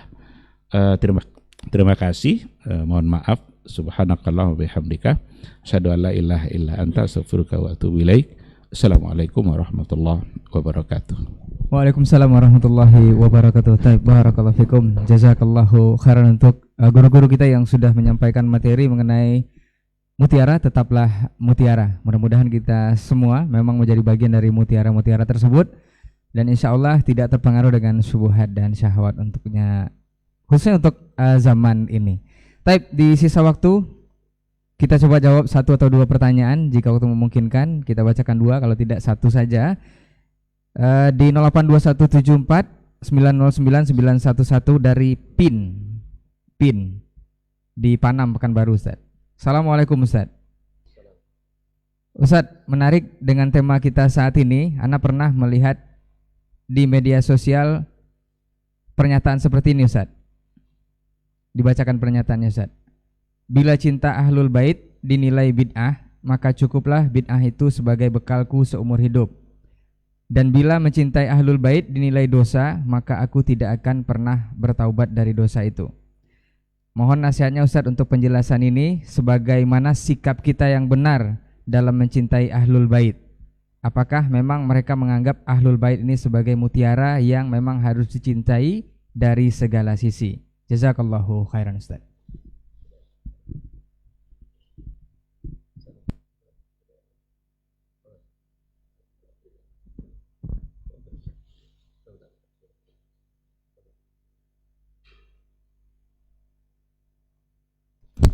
Bismillah wassalatu wassalamu ala rasulillah wa ala alihi wa sahbihi wa wala wa ba'du. Ini perkataan, kalau saya pahami, dari orang yang tak akan bergeser dari keyakinan yang salah tak salah, betul tak betul. Jadi kita tidak, andainya sesuatu itu salah dan jelas dengan dalilnya, saat ini saya tinggalkan. Dan andainya itu benar, jelas dengan dalilnya, saya akan tetap berjalan dan lebih kokoh. Itu yang benar. Itu sama dengan saya pernah juga mendengar khutbah, andainya bid'ah itu masuk neraka, biarlah saya dengan Umar yang pertama masuk neraka. Umar dijamin masuk surga, antum belum? Karena pemahaman beliau, Umar adalah pembawa bendera bid'ah. Gara-gara perkataan beliau, ni'matil bid'atu hadhihi. Padahal kalau antum pahami makna perkataan Umar, ni'matil bid'atu hadhihi, apakah makna lughawi atau makna syar'i? Kita dudukkan. Yang dilakukan Umar waktu itu adalah mengumpulkan orang salat tarawih dengan satu imam. Apakah ini bid'ah secara syar'i? Jelas tidak. Karena Nabi SAW pernah mengimami jemaah semuanya dengan satu imam. Beliau imamnya. Yang kedua, beliau mengumpulkan mereka di masjid. Dan juga Nabi SAW melakukannya dengan para jemaah di masjid.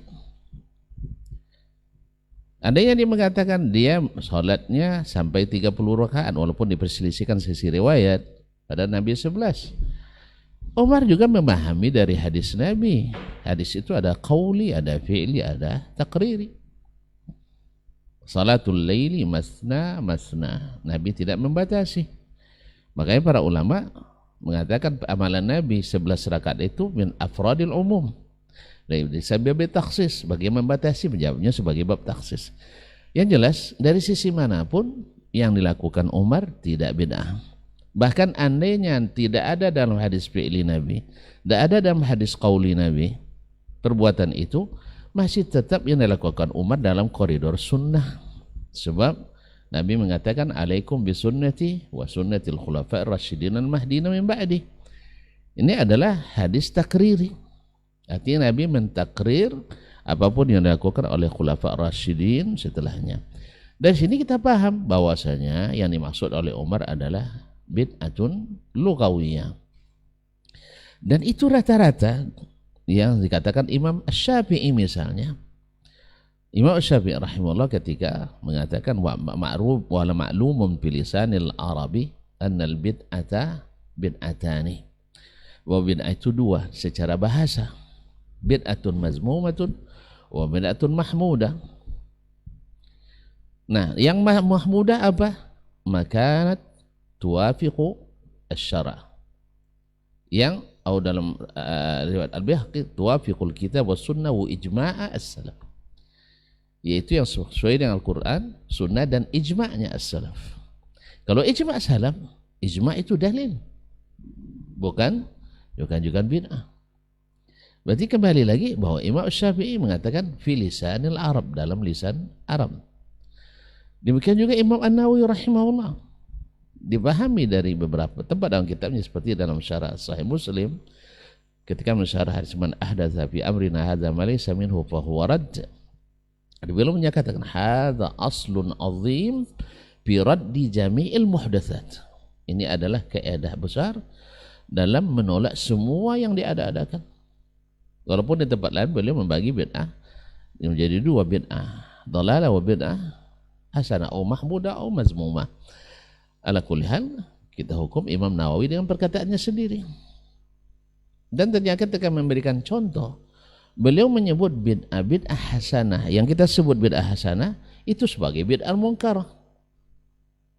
Dan ketika beliau menyebut contoh bid'ah hasanah adalah hal-hal yang sifatnya sarana dan prasarana, bukan wasilah allati hiyal ghayah. Makanya bagus juga dibaca kitab yang membedakan antara al-wasilah allati hiyal ghayah wal wasilah allati laysat hiyal ghayah. Itu yang ditulis oleh guru Dr. Helmi. Guru saya juga, tapi beliau yang lebih intens barangkali. Kalau saya belajar di rumah aja. Ya, Syekh Mustafa Al-Bukhari, Mustafa Makhdum Al-Bukhari. Nah, kitabnya Wasail. Fikul Wasail, Ahkamul Wasail. Nah, dan kalau beliau resmi belajarnya formal, kalau saya di rumah beliau karena tetangga waktu itu. Jadi walhasil kaum muslimin dan muslimat dirahmati Allah. Nah, kembali kepada pernyataan tadi, andainya mencintai alul bait itu bid'ah, Saya orang yang pertama pelaku bid'ah. Siapa yang kita tidak pernah mengatakan mencintai Ahlul Bait itu bid'ah. Mencintai Ahlul Bait adalah sunnah tsabita sahihah. Makanya kemarin tema kita kan sebenarnya di Masjid An-Nur kan itu kan mencintai Ahlul Bait. Dia tidak ada bid'ah sebenarnya. Cuman ahli bid'ah. Orang pada ketakutan dikira menyebar bid'ah. Allah musta'an. Jadi kaum muslimin mencintai Ahlul Bait. Bahkan hak Ahlul Bait dalam keyakinan Ahlus Sunnah wal Jamaah haknya dua.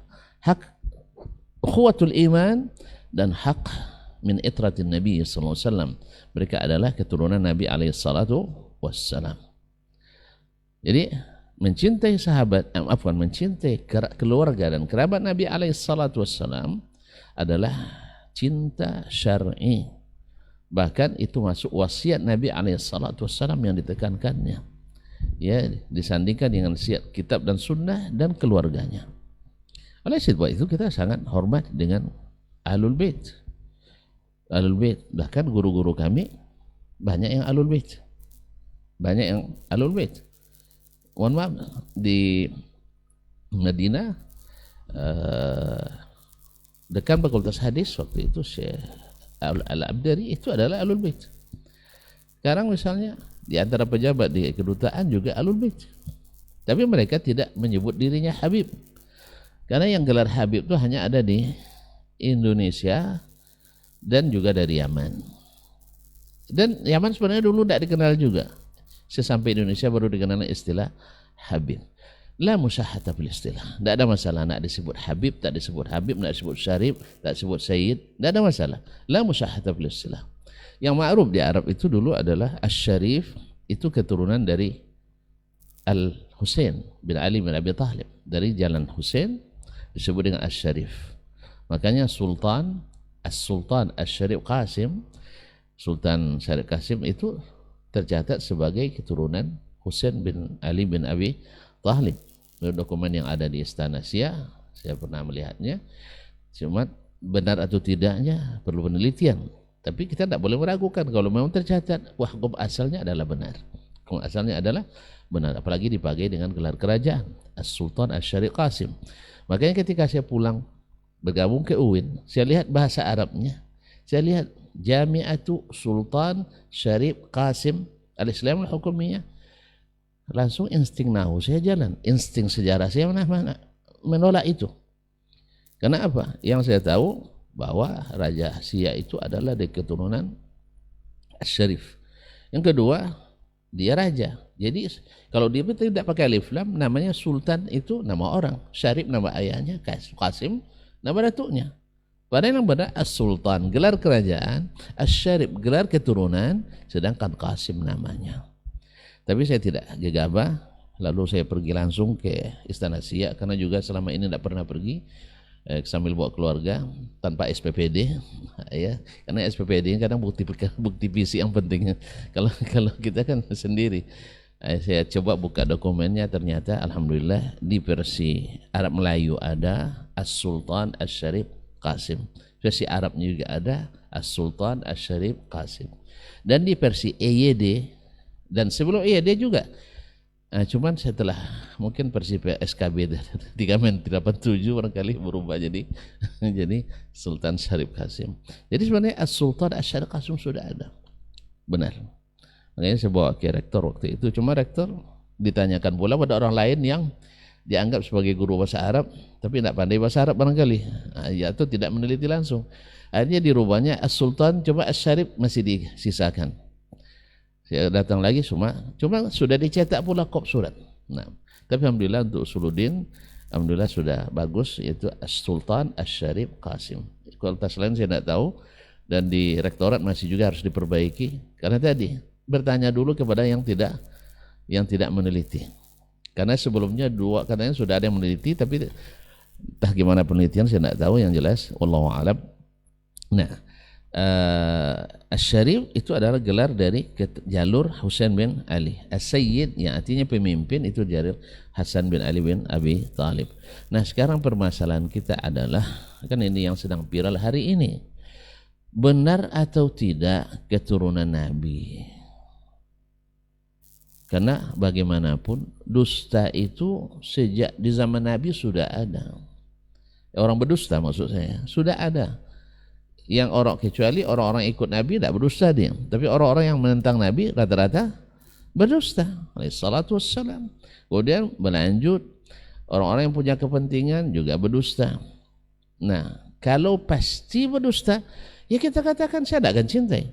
Antum mau cintai juga terus nak masuk neraka dengan itu urusan antum. Sah? Artinya walaupun dia tidak sabit sebagai Habib, tidak sebagai turunan Nabi, dianggap mencintai sebagai bid'ah. Tidak, kita tidak melarang mencintainya. Karena orang mukmin mesti mencintai orang mukmin yang lain. Tetapi mencintainya sebagai Ahlul Bait padahal tidak sahih, ini tidak masuk. Tidak masuk. Demikian juga kalau seandainya masuk neraka akibat itu, saya ikut masuk neraka. Ya akhi, jangan main-main dengan neraka. Main bom saja tidak boleh main-main istilahnya. Ya, bercanda dengan bom aja tidak boleh, perlu bercanda dengan neraka. Na'udzubillah. Jangan salah-salah ngomong kita. Kalau seandainya membawa ke neraka, saya sekarang melepaskan diri. Nah, makanya Al-Quran kan menyebutkan kalau Allah SWT mengambil anak, maka saya tetap jadi hamba. Andainya, pada itu tidak mungkin itu. Kan padanya tidak mungkin kan? Andainya Allah mengambil anak misalnya, dan itu mustahil. Tapi saya tetap menjadi hamba. Andainya dia andainya dia sahih sebagai Habib, sebagai keturunan Nabi, saya tetap akan mencintainya. Andainya dia tidak, selama dia Muslim, saya tetap mencintainya sesuai dengan kadar keimanannya. Wabillahi taufik. Maka ditambah kalau saya. Wassalamualaikum warahmatullahi wabarakatuh. Ada tambahan? Baik.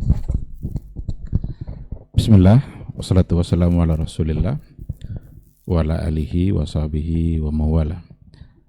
Apa yang diberikan penjelasan oleh guru kita Dr. Dasman sekira sangat bagus. Saya ingin sedikit menambahkan bahwa ungkapan seperti tadi itu jika datang dari seorang Syiah mungkin dapat dimaklumi. Orang Syiah itu memang macam-macam ungkapannya. Ada juga orang Syiah bilang begini, andaikan nanti di surga saya temukan Umar, saya akan lari ke neraka. Jadi kalau masuk surga dia, terus ada Umar dalam surga itu, saya akan keluar dari surga. Berarti lari ke neraka kan? Ini kan ungkapan-ungkapan konyol, hawa nafsu, tidak ada dasar. Maka ungkapan tadi kalau datang dari seorang Syiah mungkin dapat dimaklumi. Tapi kalau jika datang dari yang bukan Syiah itu sangat disayangkan. Berarti dia tidak mengerti dengan apa yang diyakini dalam istilah Ahlul Bait oleh orang Syiah. Kita tidak dilarang mencintai Ahlul Bait, bahkan harus, itu keluarga Nabi. Cuma Ahlul Bait yang dimaksud itu siapa? Orang-orang Syiah memaknai Ahlul Bait itu dengan individu yang sangat terbatas. Rasulullah Sallallahu Alaihi Wasallam, Fatimah, Ali, Hasan, Husain. Ini saja yang Ahlul Bait oleh orang Syiah. Padahal Ahlul Bait itu artinya kan keluarga Nabi. Ahlul Bait itu keluarga Nabi. Kira-kira istri Nabi Ahlul Bait Nabi enggak? Pastilah Ahlul Bait. Maka Aisyah Ummul Mukminin radhiyallahu anha itu adalah Ahlul Bait Nabi. Tapi orang Syiah ini memaki-maki Aisyah. Bahkan ada di antara ulama Syiah mengatakan kalam yang sangat durhaka kepada Allah dan Rasulnya. Apa katanya? Aisyah al-an mu'allaqatun finnar ta'kulul jiyaf. Itu ungkapan. Aisyah sekarang digantung dalam neraka sambil makan bangkai. Maka orang Syiah Rafidhah sulit untuk dikatakan Muslim. Muslim apa yang keluar dari lidahnya seperti itu? Ungkapan seperti itu. Syiah Rafidhah, yang Rawafid itu, yang Imam Itsna Asy'ariyah itu sulit dikatakan Muslim. Karena banyak hal-hal yang dalam diri dia sesuatu yang bertentangan dan menolak keislaman itu sendiri. Kita tidak menghukum individunya. Kalau individunya hujah dulu, tegakkan. Tapi pikir mereka sulit dikatakan mereka sebagai seorang muslim. Itulah contoh kapan tadi. Kalau Ahlul Bait, anak-anak Nabi, menantu Nabi, kira-kira Ahlul Bait Nabi, kenapa mereka mencintai Ali? Karena nikah sama Fatimah. Fatimah adalah anak Nabi. Tapi kan bukankah Utsman bin Affan juga nikah sama anak-anak Nabi? Bahkan 2 putri Nabi nikah sama Utsman bin Affan. Tapi kenapa mereka bilang Utsman bin Affan justru ahlun nar?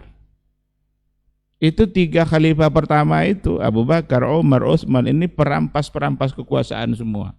Termasuk Utsman. Bukankah Utsman itu menantu Nabi? 2 anak perempuan Nabi. Ruqayyah, Ummu Kulthum. Kalau memang Ali begitu mereka cintai karena nikah sama Fatimah, kenapa Utsman tidak dicintai karena nikah sama Ruqayyah, putri Nabi juga? Jadi yang Ahlul Bait oleh orang Syiah 5 saja, Rasul, Ali, Fatimah, Hasan, Husain. Dan kenapa juga Hasan masuk ke dalam hitungan mereka? Karena Hasan nikah dengan orang Persia. Ada salah satu dari istrinya dari Persia, dan atas dasar itu dia menghargainya. Jadi bukan lagi pertimbangan agama. Nah, oleh karena itu cinta Ahlul Bait itu kedok aja bagi orang Syiah. Itu kebohongan saja. Itu hanya pintu masuk bagi mereka supaya orang bisa mencintainya. Dan itulah salah satu yang membuat Syiah cepat berkembang, termasuk di Indonesia. Karena mereka masuk dari perasaan. Jadi masuknya tidak dari sisi iman, dari perasaan bahwa kita harus mencintai keluarga Rasulullah Sallallahu Alaihi Wasallam. Kalau diajak mencintai keluarga Nabi, siapa pula yang tidak suka? Nah, lah karena itu nggak usahlah keluar ungkapan-ungkapan seperti tadi. Kalau seandainya mencintai Nabi itu adalah sebuah bid'ah, saya tidak akan pernah tobat dari. Memang bukan soal mencintai keluarga Nabinya. Syiah yang meyakini itu yang harus kita tolak. Dan Syiah sekarang semakin berkembang, dapat panggung di Indonesia. Ada dai-nya juga sudah banyak, ada channel-channel TV-nya. Kajian-kajiannya sudah diberikan panggung di level-level nasional. Maka mereka bisa cepat berkembang. Maka kita harus terus belajar, jaga keyakinan, jaga keluarga kita. Di Pekanbaru sudah banyak Syiah. Kalau penelitian terakhir dari tim peneliti MUI itu hampir 1000 Syiah yang ada di Pekanbaru, karena mereka mendapat tempat. Ada juga yang sudah menikah. Ada di antaranya yang sudah menikah dengan perempuan-perempuan, ke sore-sore kadang jogging-jogging dia. Kadang perempuan-perempuan kita nih tidak boleh nampak orang-orang agak putih-putih sedikit, ganteng-ganteng sedikit. Pas pula kursus bahasa Inggris dia tadi, coba pula bahasa Inggrisnya sama pengungsi Iran itu kan. Akhirnya dekat dan kabarnya sudah ada yang menikah. Kalau sudah ada yang menikah, tentu sudah menjadi bagian dari keluarga, itu akan lebih sulit lagi. Dan biasanya orang-orang Syiah nikah seperti itu tuh mengambil nikah mut'ah, yang bagi mereka itu ibadah lebih besar pahalanya daripada jihad. Bahkan kalau sampai 4 kali mut'ah sama fadilahnya dengan Ali bin Abi Thalib. Ini kan sesuatu yang tidak masuk akal. Nah, oleh karena itu kebenaran ada standarnya dalam agama kita. Jangan ungkapkan kata-kata seperti tadi itu. Kalau memang ini salah dalam perspektif Quran Sunnah, saya harus tinggalkan. Itu yang harus ada. Jangan kalau memang ini biarlah saya masuk neraka. Itu satu ungkapan yang saya kira tidak pantas. Tapi ketika ada perkara-perkara yang memang sesuai Quran Sunnah, saya akan ikut apapun tentangannya. Tapi kalau ternyata ada yang bertentangan, maka saya akan tinggalkan. Bukan karena siapa-siapa, tapi karena dia bertentangan dengan Al-Quran dan Sunnah. Ini saya kira sekedar tambahan. Semoga bermanfaat. Wallahu subhanahu wa ta'ala alam. Baik, jazakallahu khairan Ustaz untuk jawabannya, dan semoga saudara kita PIN yang ada di Padang Pekanbaru bisa memahami dari jawaban Ustaz, dan insya Allah ini adalah ilmu untuk kita bersama untuk lebih berhati-hati terhadap hal-hal yang seperti ini. Dan ingat, mutiara tetap mutiara. Insya Allah di pekan berikutnya kita akan sempatkan waktu kita bersama guru-guru kita kembali. Semoga Allah mudahkan guru-guru kita dan semoga dilindungi oleh Allah Subhanahu wa taala, dan mudah-mudahan juga kita bisa bersama beliau kembali untuk menimba ilmu dengan tema-tema yang berbeda insya Allah. Afwan untuk semua salah kata dan khilaf bicara. Jazakumullah khairan Ustaz untuk ilmu dan waktunya. Semoga Allah mudahkan di pekan berikutnya. Kita tutup dengan doa kafaratul majelis. Subhanakallahumma wa bihamdika asyhadu an la ilaha illa anta astaghfiruka wa atubu ilaik. Wassalamualaikum warahmatullahi wabarakatuh.